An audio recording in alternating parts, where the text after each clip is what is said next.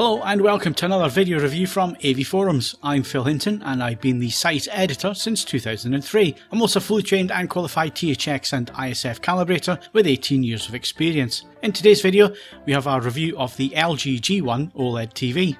Before we talk about the performance of the LG G1, if you like our reviews and want to see more of them while supporting our channel, then please like and subscribe. And don't forget to click the notification bell to be informed every time we upload new video content. You can also find a link to our Patreon in the video description, and also don't forget to check out the TV forums at Europe's largest AV community on AVForums to see what owners of this TV think about it after use in their own home.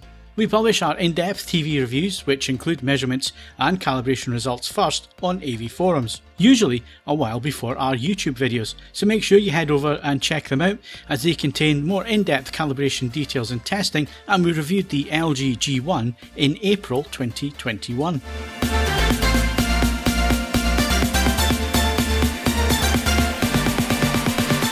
If you want to cut straight to the chase and see if the LG G1 is for you, here is our quick verdict with a more detailed look at the TV following this. The G1 is an excellent OLED TV with a superb design, and it's a direct replacement for the G10 model. It's almost identical to the G10 in terms of design and performance, with just a slight update on the OLED Evo panel brightness. The performance is almost identical to the G10 with everyday broadcast TV picture quality and a slight uptick with HDR and Dolby Vision thanks to 20% more brightness from the Evo panel. This small brightness upgrade will probably come as a disappointment to some enthusiasts after the hype surrounding it at CES, but it does live up to the claimed 20% improvement for full screen brightness with a slight improvement in peak highlight detail. While not a massive upgrade, it is welcome to see some improvements with OLED panels. Filmmaker mode continues to impress, and the new menu system also offers a better layout for picture controls with some new calibration options. For those who want accuracy out of the box, Filmmaker mode and Dolby Vision Cinema provide that for standard dynamic range SDR and high dynamic range HDR content.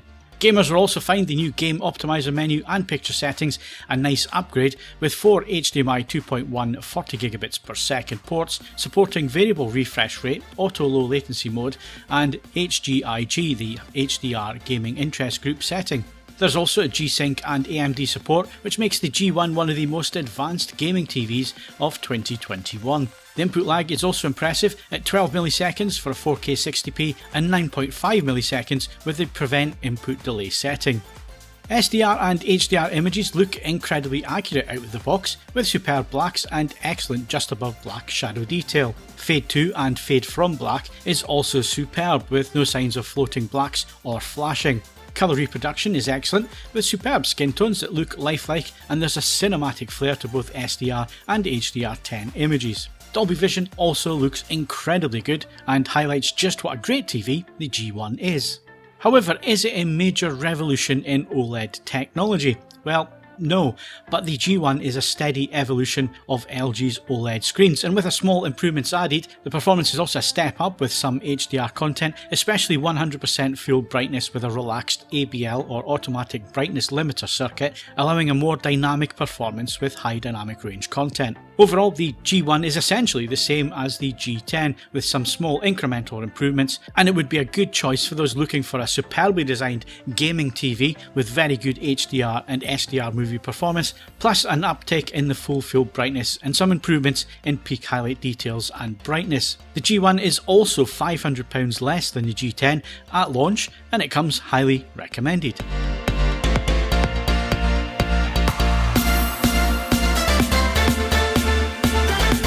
The G1 design is identical to the G10 from last year with no changes externally at all. The gallery design is excellent with superb use of materials and a solid build quality, as well as a thin 19.9mm panel depth thanks to the clever placement of the speakers and electronics.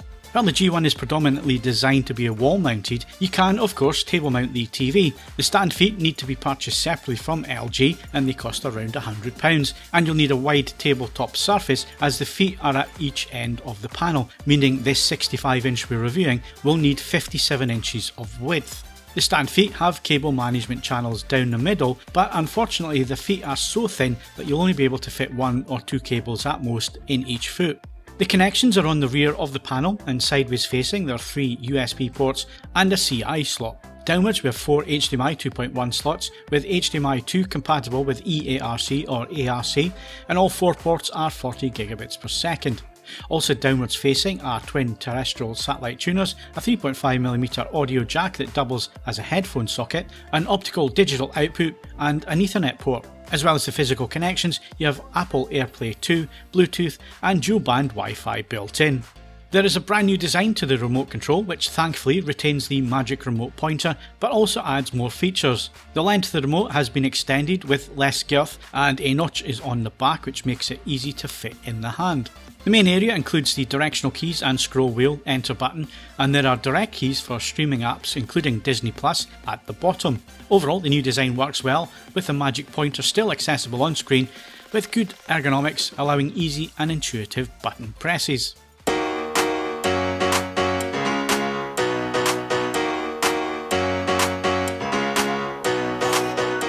As we do with all TVs, we factory reset and then measure the out-of-the-box presets to find the closest to the industry standards so we can view content as it was mastered and intended to be seen. On the LG G1, that preset is Filmmaker mode.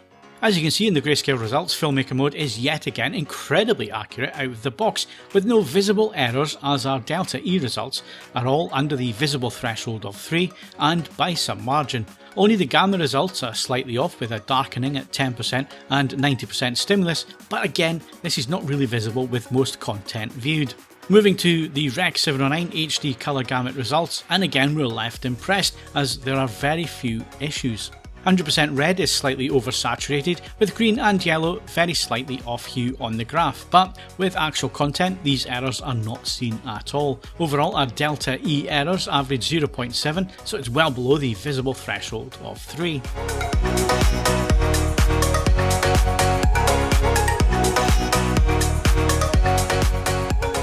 As you can see in the graph, the grayscale tracking is now perfect, with our Delta E errors are all under 0.4, which is of course well below the visible threshold of 3, which means that no errors are visible at all when viewing film and TV content on the LG G1. The Gamma is also now tracking as it should, with no issues at all.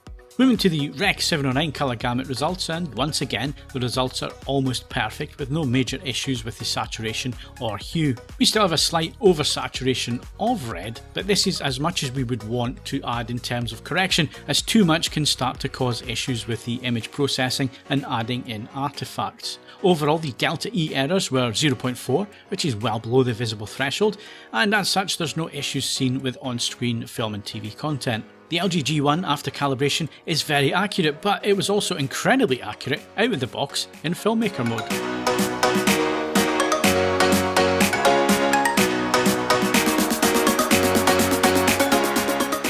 One of the major new advantages with the LG G1 is the OLED Evo panel it uses over last year's G10, and the promise of at least a 20% improvement in overall brightness performance. This is not just with peak highlights, but also with full screen brightness with a relaxed automatic brightness limiter, or ABL. First of all, we used the most accurate out-of-the-box Filmmaker mode and measured peak brightness at 687 nits with the industry standard 10% window, and full screen brightness of 152 nits. Last year's G10 measured 660 nits on a 10% window and 129 nits full screen in the most accurate D65 mode. So in terms of full screen brightness, the Evo panel is around 20% brighter than the G10, which is what LG suggested. Obviously, we were expecting a little bit higher peak brightness as a result at 10% window size as well, and so that's a little bit disappointing that we don't achieve that. We also measured HDR Cinema mode with the 10% window, which was 741 nits. With 100% it was 152 nits, which is probably the best accurate preset for HDR if you want more peak brightness. In the overly blue and inaccurate HDR standard mode, we measured 745 nits at 10% and 162 nits at 100%. Strangely, HDR Vivid mode managed no better in this regard, so the 20% increase over the G10 is there for full screen peak brightness, which is a major weak point for OLED when it comes to HDR, and therefore it warrants the evolution name, is the PQ EOTF tracking to ST2084 and the tone mapping involved. Looking at the PQ EOTF, we can see that it does track the standard very well until it rolls off and clips at around 690 nits, which is the peak brightness in filmmaker mode. This is the same for 1000 and 4000 nit content, and it's a very good result. Colour gamma performance to DCI-P3 within Rec 2020 is also very good, with saturation tracking that's very close to where it should be. Red is slightly oversaturated within the saturation tracking results, but most other points are very close to accurate, and the gamut is almost 100% wide. We measured BT 2020 at 73% XY and 79% UV, with P3 coming in at 98% XY and 99% UV.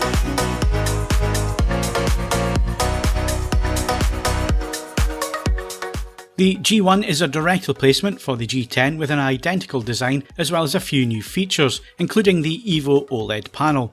There are differences, but if you already own a C10 or G10 OLED, I doubt the update would really be worth the extra outlay at this moment in time. It's incremental improvements that are evolution rather than revolution, which might be disappointing for some enthusiasts to hear. It's not to say that the G1 is not a cracking TV, far from it. The G10 was a stunner and the G1 is just as good, with some slight upgrades to HDR images that are visible. Panel uniformity was good, with all brightness levels looking clean, with no major issues with dirty screen effect, vignetting or banding. I did notice some slight colour shift with blue or pink edges to most white brightness points and a slight yellowy centre. Just above black 5% was reasonable, with a slightly brighter left side and a darker right, with some lightly visible bands seen in the test patterns. However, none of these issues were visible with normal TV and film viewing, even in a dark room. Moving to the video processing provided by the A9 Gen4 AI enhanced processor, and we found upscaling to be superb, with no issues seen at all from 576i, 1080i and 1080p content to the panel resolution. We didn't notice any edge enhancement, ringing or artifacts present. Motion is also very good, with correct 5.5 pull down with true motion switched off, with no induced stutter, and motion blur is present within the content and this is displayed correctly. Whether you're watching SDR or HDR content, the LG G1 offers superb, accurate image quality that brings film and TV to life with excellent cinematic images. Black levels are superb, with just above black detail looking exceptional. Fade to black and fade from black are also now solid with the G1 and a real step up on last year's black performance. We no longer have any issues with floating blacks or flashing. Colours are also strong, with lifelike skin tones and superb natural looking colour balance in SDR and HDR. Dolby Vision also looks superb, with no issues seen at all with streaming or disc content, and for the best performance we would recommend the Dolby Vision cinema setting out of the box. There are instances where the extra full screen brightness in HDR is noticeable, with scenes like those in the completely white hold program in The Matrix looking a tad brighter than you would expect on an OLED, and the relaxed ABL circuit certainly helps here. You also notice this with scenes involving a lot of bright white content, such as the snow covered landscapes in The Revenant. Another big change for the G1 and all 2021 LG TVs is the introduction of WebOS 6.0, and it's a UI you're either going to love or hate. Instead of using a launcher bar along the bottom of the screen, when you press the home button, the new update opens a full page view, so you can no longer view what it was that you were watching on screen. The layout of the new full homepage is also annoying, with 3 large blocks at the top which do nothing of any importance at all. Next, you have a horizontal list of trending now, featuring highlighted TV series and films available via various apps loaded on the TV. Under these, you have the horizontal app list, where you can highlight and choose to launch an app from a large choice from Apple TV, Disney+, Now, Prime Video, Netflix, YouTube, BBC iPlayer, ITV Hub, All4 and lots more. The next layer of tiles is the home dashboard with connections you have access to, including AirPlay 2, and then there are a series of further layers highlighting available content in other applications. The menu system has also been updated for 2021 with a new design and layout, which will take some getting used to for those familiar with LG TVs of the past. All of the most used settings are easy to find, and the system is intuitive to use, and it works well with the Magic Remote Pointer.